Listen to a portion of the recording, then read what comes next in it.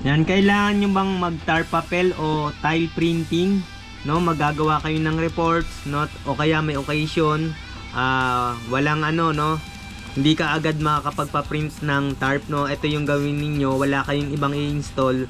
Gagana to almost sa lahat ng Epson printer. Yan, welcome na naman po sa isang video ng Bentech. Ito madalian lang gumawa ng tarp papel, no?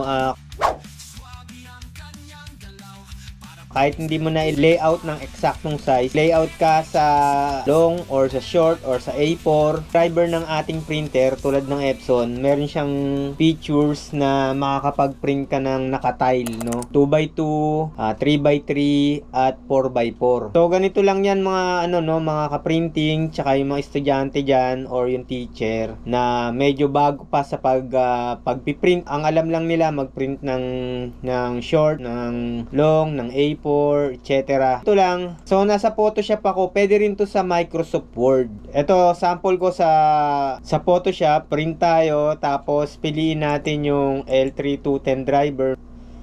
Ayan, no? L3210 yung printer ko. Then, sa page setup, yung size nga pala nito mga ka-printing, no? Letter size lang. So, short lang. So, pupunta kayo dito sa more option. Wala na palang gagawin dyan, no? Sa main lang. Tapos, etong multi-page. So, by default, naka-off lang siya. Tapos, kung gusto mong mag-tarp papel, no? Pipili ka lang dito dito sa poster, 2x1. Yan, dalawang papel. 2x2. Yan, 4 na papel. 3x3. 9 na papel. Tapos 4x4, yan, no? 16 na papel. So ang gagawin ko ay 16 na papel. Itatar papel natin kasi mahirap to kung hati-hatiin pa. Tapos meron namang software na kung nakikita na kusa nang nagtatile, no? Nagtatile or nagtatar papel. So ganito lang din sa ano, no? Kaya lang limited lang yung size pag sa driver ng ano, no? Ng printer. By default, yun lang talaga yung size, no? Hindi mo siya mababago. Pero kung madalian lang, pwede na, no? Kung meron kayong ilalagay diyan na occasion or report, yan, hindi ka na mahihirapan magtahi-tahi, no? O kaya magda-download ka pa ng application na yon, no? Baka may bayad pa o baka may free din naman. So, ganito na lang, no, para wala nang problema. 4x4 na lang, 3x3. Yan. So, ang ginawa ko, pinrint ko. Tapos, para lang mapakita ko, nakaano yung print preview nito, eh. Makikita nyo rito, yung print preview, yan, no. Bali, makikita nyo dito sa bandang kaliwa, no? Page 1 to 16. Tapos makikita nyo sa bandang kanan, yun yung nakatiling. Then, kaya lumabas to kasi naka-check yung yung yan, ito, naka-check to, no? Pagka hindi ko chinek yan, dire-diretso na siyang magpiprint. So, para mapakita ko lang, no, na naka-tiling. Pinili ko 4x4, no. Pag pinili ko 3x3, uunti rin yung papel niya, no. Yan, makikita nyo dito. Naka-print preview. 3x3, siyam na papel lang. So, balik tayo dun sa 4x4. Mas gusto ko yung 4x4. Gagamitin to sa, occasion. No? Page setup. Then, yan, print preview na lang, no? 4x4 na lang pala. 4x4. Okay.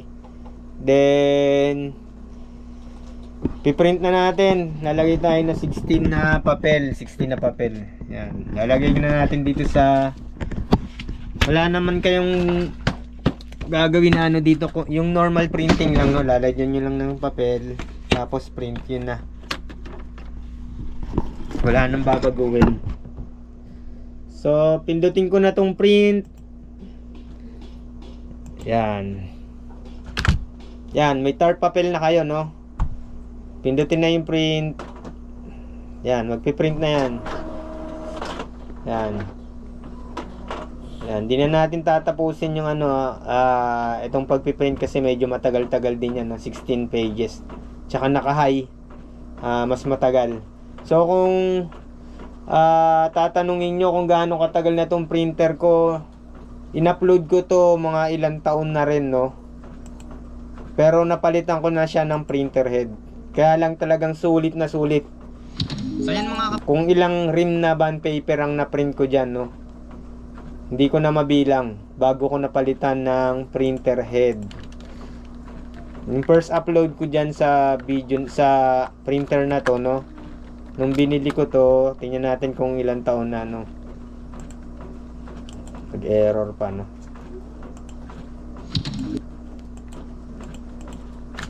L3210. Ayan.